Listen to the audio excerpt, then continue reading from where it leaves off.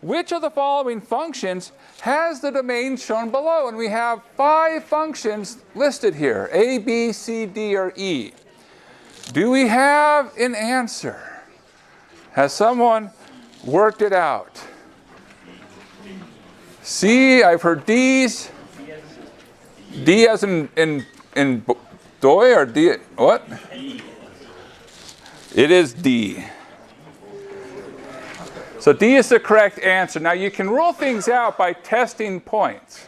So I just noticed a couple of points that I could pick on that I saw, things which were in or which were out of the domain.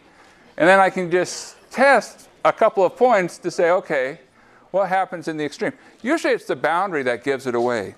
And this point out here, being out of the domain, that's kind of a weird thing. Now there's a couple of things, there's some rough ideas. These are not exactly true. But if I see a boundary being included, that is an indication that it came from a square root type issue. So this boundary here at y equals 1, and this boundary here at x equals 1, had something to do with a square root. So I'm kind of looking for the square root of something that involves either 1 minus x or x minus 1, something that would cause that. When you see a dotted line, that's either going to be a boundary that comes from a log, possibly from a division by 0. I should have made note of that. We'll edit. No one will notice. But essentially, if the boundary is not included, it comes from one of those two things. And if you have random points or curves, usually it comes from a division by 0. So seeing that I had this curve here, it's like, well, either it came from a log or it came from a division by 0. And those kinds of pieces of information are clues on where to focus your energy. But all right. Well, good to get back in the saddle of things. So, the thought for today. So, I am not a number. I am a free man.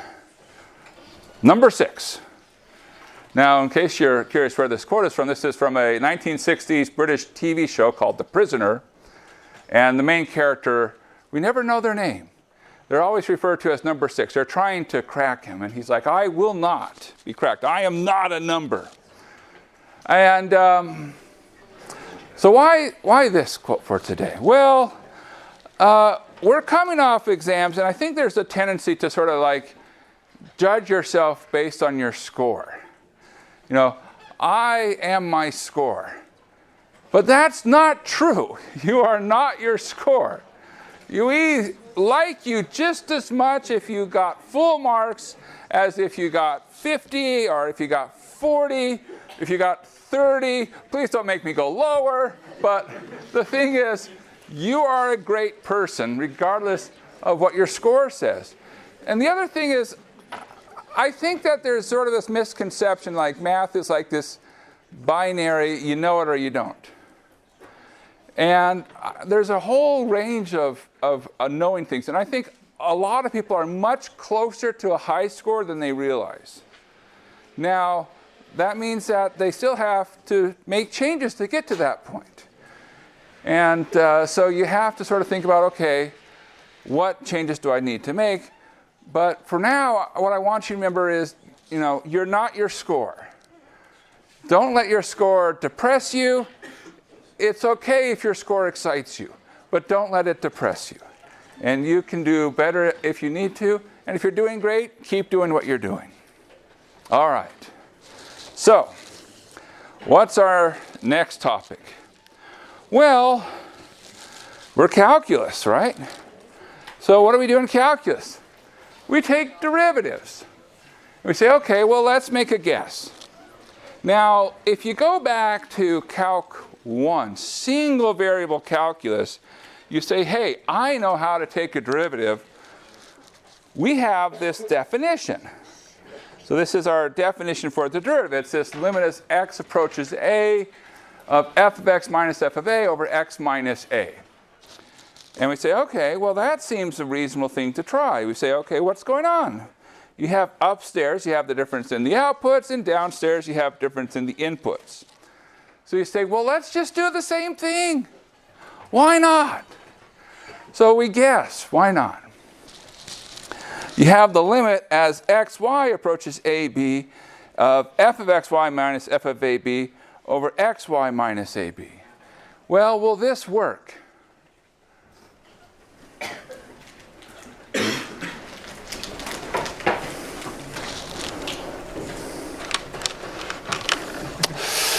Hashtag epic fail. It will fail miserably. Now, we got to think why.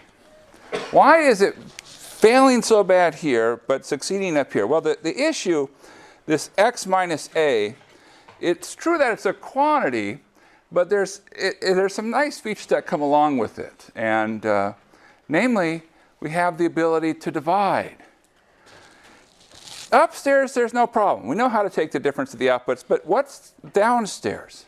What would that mean? Vector. It would basically be a vector. So if I want to know the difference of inputs, that's a vector. Can we divide by vectors? No. We can add vectors, we can multiply, but division, right out. So that's why that won't work. Now you might be thinking, aha, perhaps we can recover. Perhaps we can recover. Why don't we, instead of making it that, we put that? Maybe make the magnitude, the distance between. Would that work? Hashtag subtle fail. That will also not work. Now, the reason it doesn't work here is more subtle. And basically what it boils down to is you do need information. Calculus has information about orientation and about directions. So if you're not using that information, then you're not going to be able to capture what's going on. Okay, so we're not going to be able to take derivatives in this manner. But we still want to take derivatives. I mean, we still have 2/3 of a semester to go. We can't be done with the class yet. So we have to come up with a plan. So what's our plan going to be? Well, here we have z is a function of f of xy. So roughly speaking, it's this surface in space. And now here's our great aha. We're going to have a thought. And it's very simple thought. We're going to look at cross sections. That's our idea. Okay, so we're going to fix one of the variables. So remember, we've talked about cross sections. We talked about quadric surfaces. We even talked about cross sections when we talked about things like level curves last week. So here we say, well, let's suppose we fix something. So I'm in this plane. So here's this plane. Now, keep in mind, this is our x, y, z direction. So here, if I'm in this plane, I fix x equals k. And now what I can do is I can see what does the curve behave like in this plane. So I pull it out. I look in the cross section. And when I look in the cross section, what do we see? Lo and behold, yeah, well, one thing we see is I'm not a very fast drawer, but what we'll see is that we now don't have a surface, we have a curve. So in particular, this is a curve that we can write down what the expression is. So remember, this is z equals f of xy. Here, this is x equals k. So this curve, we can think of it as z equals g of y. And you say, well, what is g of y? Well, that's the function where we replaced x by k and let y vary. Now, what's nice about this? Well, what's nice is now that you have this curve of a single variable, what can you do? You can take derivatives. And so, our great aha is, look, now I can talk about the derivative here. So I can take the derivative, which means I can find these tangent lines. So I can talk about g prime of y. And, well, what is being captured here? Well, this is the change in y in the cross-section. Now, you might say, well, what does it mean to be in the cross-section? Well, in other words, you're in the cross-section is for a fixed value of x. So I can talk about how one of the variables changes if I hold the other variable constant. So, all right, that sounds like an idea. And we have a name for this. And so we call this a partial derivative. All right, so partial derivative, the idea, we treat only one variable as changing. All the other variables are fixed because we're working in cross sections. And yeah, that's the whole thing. That's today's lecture. Now we have to go through and talk about notation and whatnot. Any questions about the ideas? We'll go through some examples to really cement it, but the idea is work in slices. Yes? What is k? You said x equals k. Well, so x equals k means I'm fixing, well, you can think of it as a plane.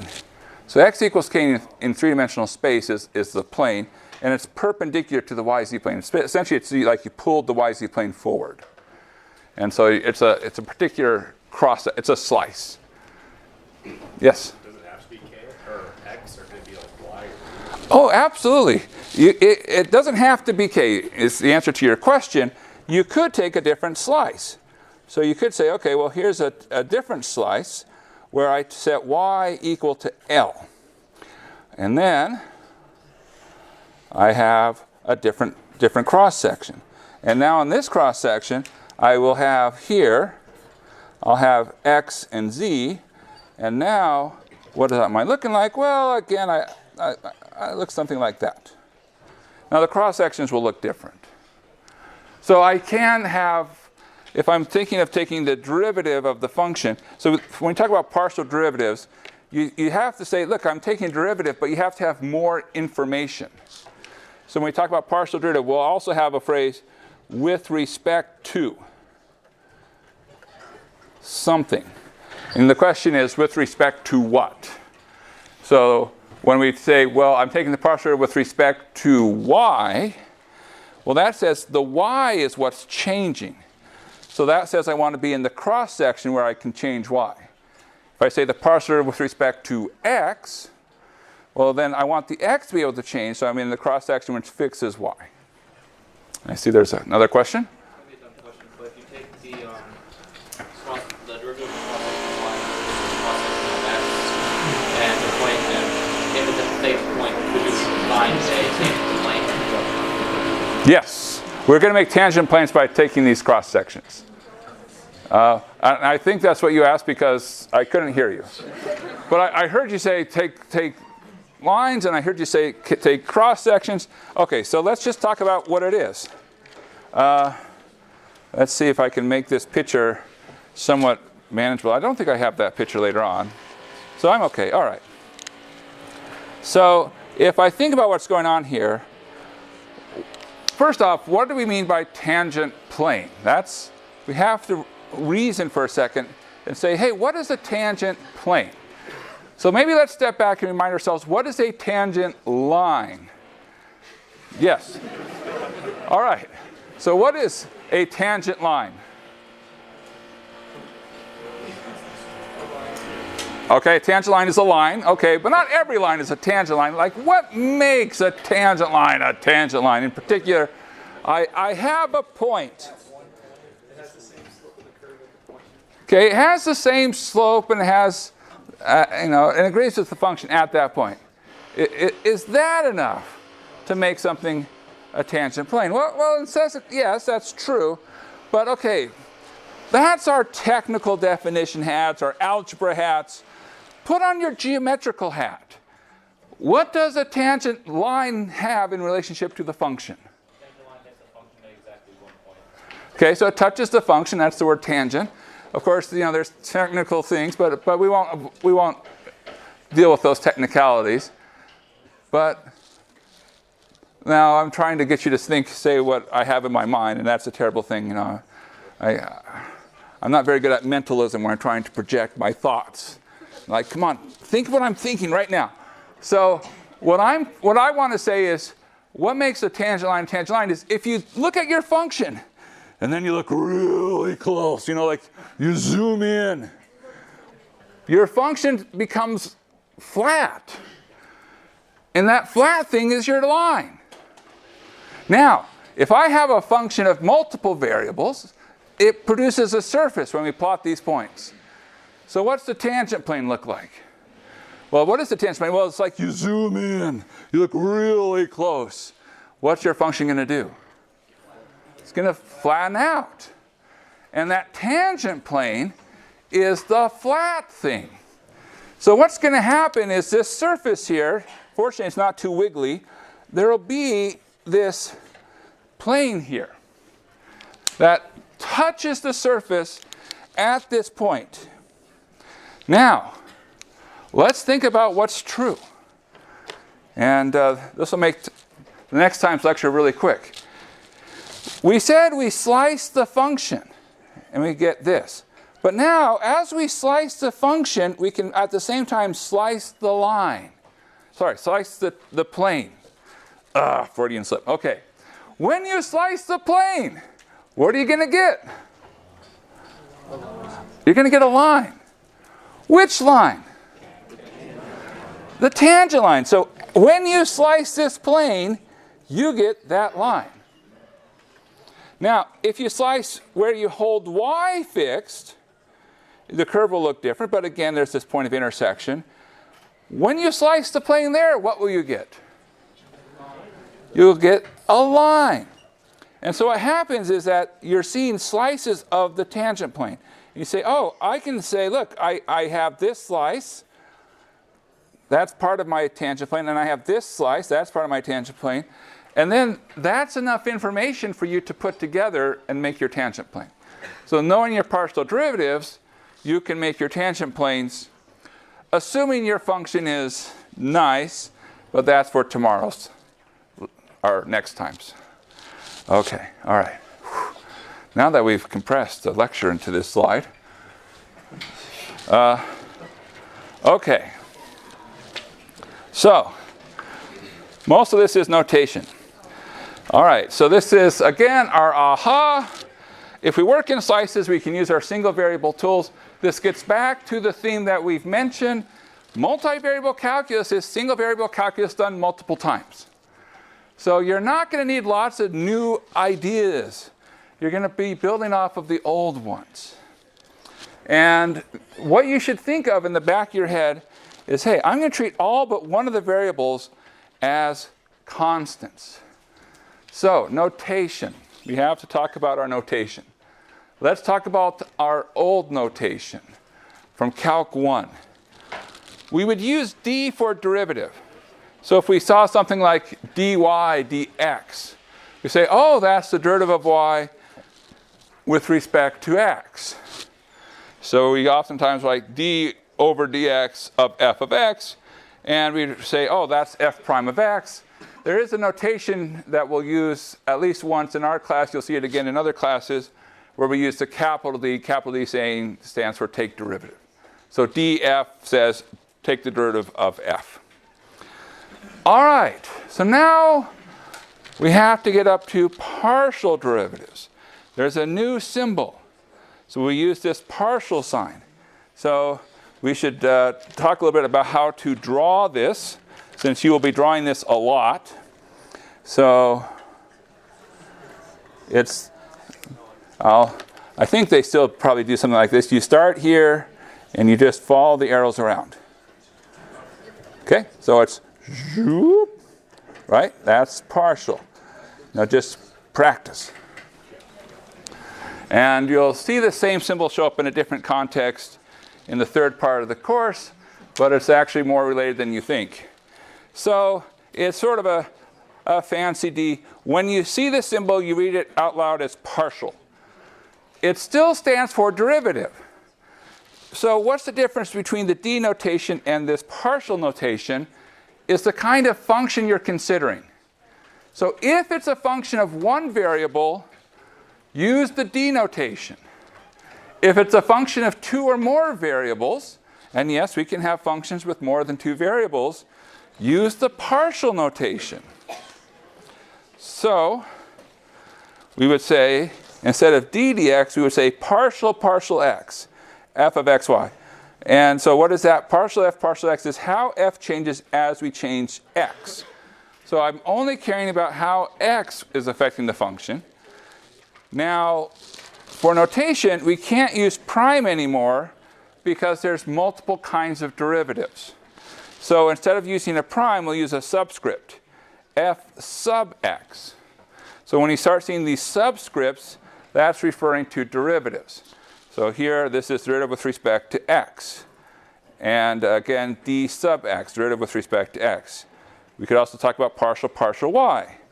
That's partial y. That's how f changes as we change y. So pay attention to the denominator. Notation starts to matter a lot more when you have multiple variables involved, which is why we really want you to get good at your notation in Calc 1, where it didn't matter too much, so that when you got up to Calc 3, where it mattered, you're going to make sure to have that. Again, use the subscript, so f sub y or d sub y. Okay, that's notation. How are we doing on time? We're doing okay. All right, any questions about notation? All right, we've talked a lot of theory. We should talk some practice. All right, so let's make up a function. Now, because we're taking derivatives, this is a great time for us to take suggestions. All right, so f, do you want 2 variables or 3 variables? 2. You can't have 2.5 variables. All right, f of xy. So let's start making our function. What do you want it to be? Okay, I have a suggestion, x squared plus natural log of x. Okay, we can keep going. What else do we have in there? Sorry, x squared plus natural log of x times y. All right. What more? How about, let's do e to the x, y squared, throw in some trig, sine, 2x plus 3y. Is that good enough for starters? Okay. So, how many different partial derivatives can we have here? 2. How do we know we can have 2 different partial derivatives? 2 variables. So you can have a partial derivative for each variable involved in your function. Since there's 2 variables, 2 partial derivatives. So we should talk about both. So when we start talking about partial f partial x, we're going to take the derivative with respect to x. That's our notation. We're taking the derivative with respect to x. How do we treat this y? We're going to treat it like a constant. What about that y? And what about that y? Constant. All the y's that we see are going to be treated like constants. So we go through and we start taking derivatives. What's the derivative of x squared with respect to x? Good. What's the derivative of natural log of x times y with respect to x? Y over x. Or you can, if you like, write this as 1 over x times y. Just emphasize the derivative of log x is 1 over x, y treated like a constant. How about the derivative of e to the xy squared with respect to x? I heard a couple of different answers on that one. There's an e to the xy squared. What goes down? Y squared. Because y squared is a constant, so it's like x times a number. So e to the x times a number, chain rule says number comes down. So in this case, that would be the y squared. Okay, how about for the last part? What goes here? 2 cosine 2x plus 3y, yes? All right. Okay, how about partial f, partial y? Well, Here we're taking derivative with respect to what? Well, because we need to know which variable. Ha! Oh, come on, it's humor. Okay, partial f, partial y. All right, derivative of x squared with respect to y? 0. It's a constant, right? How about the derivative of natural log of x times y with respect to y? Natural log x. Because right now, this natural log of x is acting like a constant. How about the derivative of e to the xy squared with respect to y?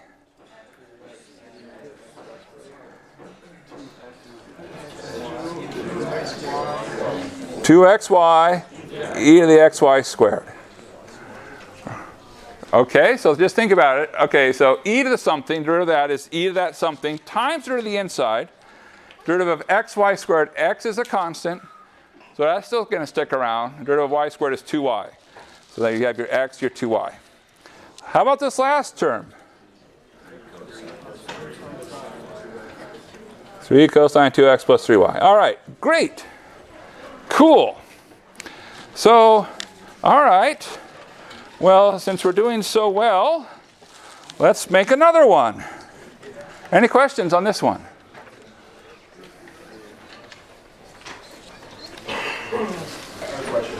Ah, we have a question. Yes, sorry. Is that like the final answer then? So if that comes up on an exam, we just write that as the answer, or is there like more on top of that? If all they ask you for is partial derivatives, then that's the final answer. Now, if you look back at old exams, and you can look back at the old exams by just sort of turning the sheet over, you'll see they rarely just ask only for that. They like to do stuff. And so we're learning partial derivatives. So you might say, oh, there aren't many problems that just say find partial derivatives. No, but there's problems where you're going to have to do lots and lots of partial derivatives. It's going to be a tool that you do stuff with. So there's going to be things such as finding tangent planes. We're going to talk about that next time. We're going to talk about things such as implicit differentiation next time. We're going to start moving into optimization. And so there's lots of things that you do with partial derivatives. So right now we're just doing the very basic, let's take a partial derivative. All right.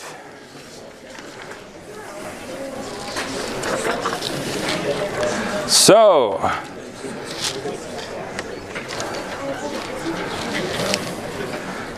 another example. Find all partial derivatives. Now this word all is a bit misleading, but that we don't know that until the next bit of the class here. Okay, so we're going to come up with a function now of 3 variables, s, t, and u. Now, are we allowed to have variables other than x and y? Yes, we are allowed.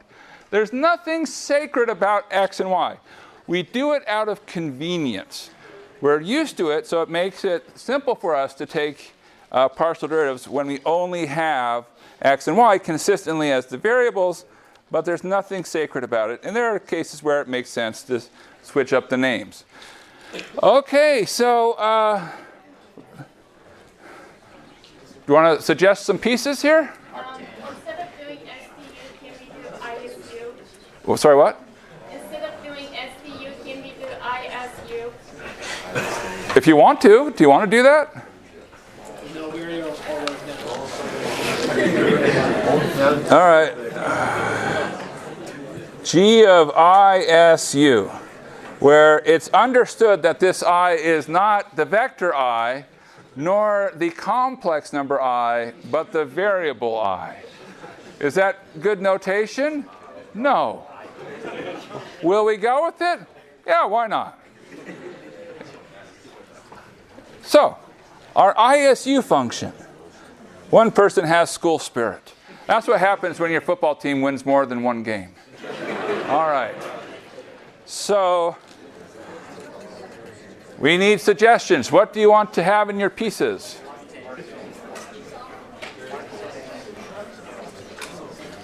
If you want, I can just write stuff down. Well, to be clear, I'm not the one taking this derivative.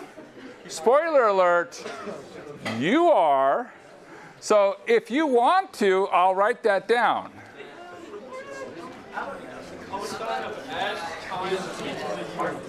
All right, cosine of s e to the u.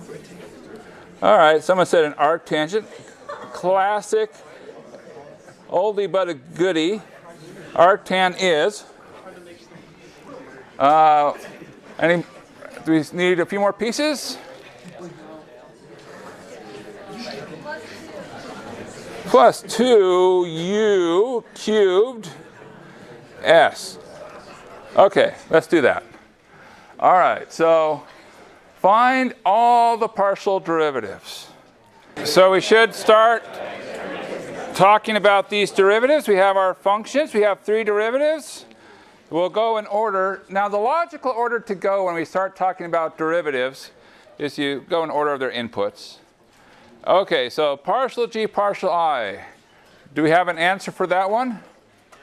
Anyone say it out loud? Sorry, what was it? S over 1 plus I squared. S over 1 plus quantity is squared. What happens to the first and third terms?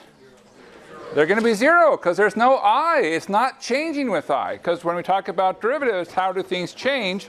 Change with I, there's no I, no change. Okay, partial g, partial s. Does somebody else have that derivative?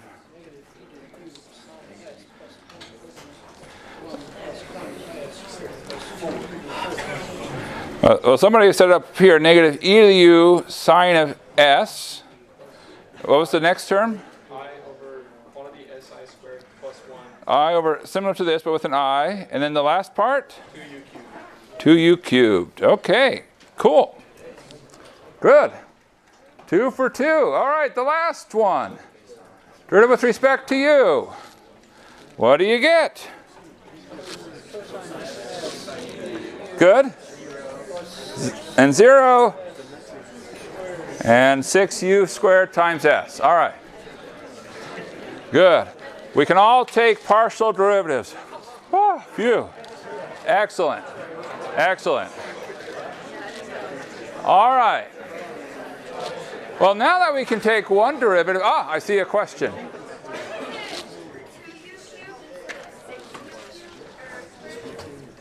So why is this what?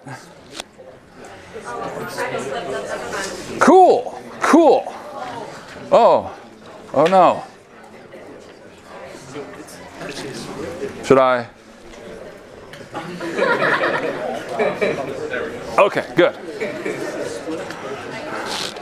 All right, so after you take one derivative, what do you want to do? Well, as a hobbit would say, we've had one derivative, yes, but what about second derivative? So, okay, so let's talk about higher order derivatives. So we can take derivatives of any order we want.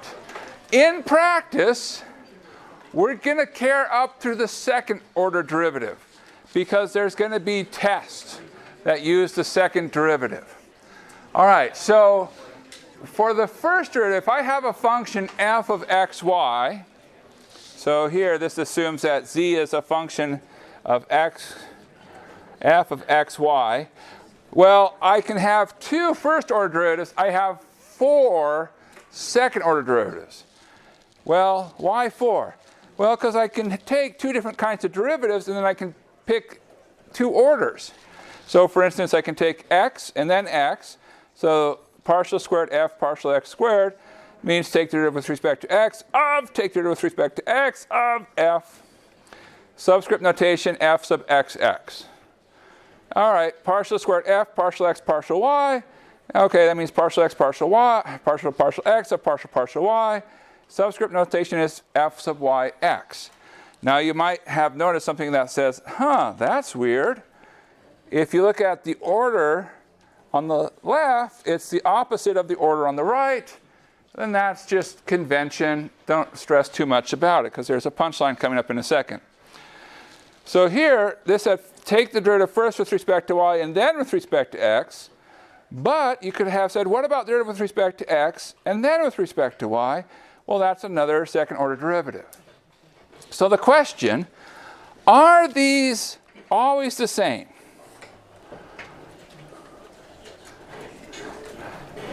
Well, the answer is no. There are pathological examples where they're not. However, yes, for nice functions. And you might say, well, how do I know if something's a nice function? Well, it's the kind of function you take home to meet your family. That's a nice function. Essentially, a nice function is anything with nice derivatives. So there's nothing blowing up for derivatives. So as long as your derivatives look like nice functions, nothing blowing up to infinity, you're good to go, which saves you time. So that says f sub yx is the same as f sub xy. And finally, you have f sub yy, which means take two derivatives with respect to y. Now, you can, of course, get more exotic. So here's an example of a function with three variables, x, y, z, where you take a fifth derivative. Now, what gives away that it's a fifth derivative? That 5. See how there's a 2 here? That gives away it's a second derivative. But then we say, look, you also have to tell you what kind of derivatives. So you're going to have two derivatives with respect to z, and then with respect to y, then with respect to z again, then with respect to x. Or f of z, z, y, z, x. Now you might say, well, that's a weird thing. Is this even a word? Do you recognize Zizix? Has anybody ever seen Zizix before? Turns out that if you drive from Los Angeles to Las Vegas, you have to pass through the desert. And there's an exit about 10, 15 minutes before you get to Nevada for Zizix Road with this spelling. So it's a real place. And years ago, they made a movie called Zizix. And it made 30 at the box office. And you're probably thinking, wow, 30 million, that's pretty good. No. 30. $30. And it set the record for worst box office of all time. But, so anyways, moral is you can have more exotic things. All right, so let's try this out. Find all second order partial derivatives of f of xy, which is x squared e to the xy plus y cosine x. All right. So if you want, we're going to do this together. We're going to go quick because we don't have much time. If you want the second order partial derivatives, what do you need to find first? First order. So you say f sub x, product rule. So derivative of the first times the second plus, take the first times the derivative of the second. Then derivative of y cosine x with respect to x will be minus y sine of x. Now for f sub y, we don't have to do the product rule because there's only one y. So we take the derivative. The x squared is a constant. Then there's another x that comes down, gives us x cubed e to the xy plus cosine x. Because again, cosine x is acting as a constant when we take the derivative with respect to y. So those are our first order derivatives. With practice, it's as fast as taking a derivative because you're taking a derivative. And so you'll get to do those very quickly. Now, we start with our second order derivatives. So there's basically three of them. We have fxx, fxy, which is the same as fyx, and fyy. Well, we have to do them all. Let's just talk about the first and the last really quickly. For fxx, well, we just take the derivative with respect to x. There's not really much thought that goes into it. So we say, okay, for the first term, again, that's a product rule, 2e to the xy, plus there will be a 2xy e to the xy. So derivative of the first times the second, plus the first times the derivative of the second. Same thing here. Derivative of the first times the second.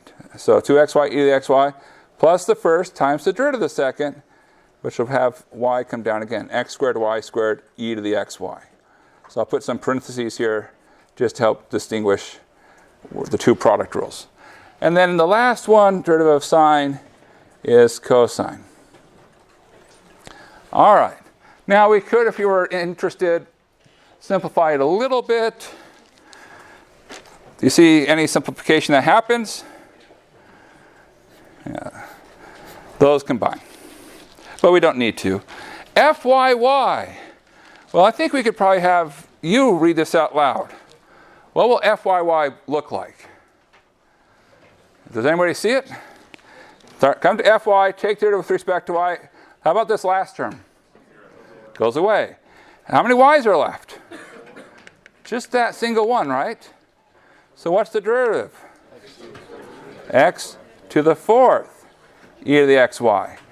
The x cubed stays, and then you're going to get another x coming down. All right, so now you have fxy and fyx. So we have a choice. We can come and to the f sub x term and take the derivative with respect to y, or we can come to the f sub y term and take the derivative with respect to x. You will get the same answer, but it doesn't always mean the same amount of work. Which do you want to do? Okay, so fyx. So fyx says go to the thing with fewer terms, take the derivative with respect to x. Good choice. So, taking derivative with respect to x. Product rule. Derivative of x cubed, 3x squared. And then the other piece stays the same. Plus x cubed. Derivative of e to the xy with respect to x is y e to the xy. And now the derivative of cosine x with respect to x minus sine x. Okay, so those are our second order derivatives. There's a note about partial differential equations. Basically, they're hard, but with our negative 1 minute left, can you do this problem? Partial derivative of x cubed y plus x arctangent y plus e to the sine y. So take the derivative with respect to y, a, b, c, d, or e. The answer is C.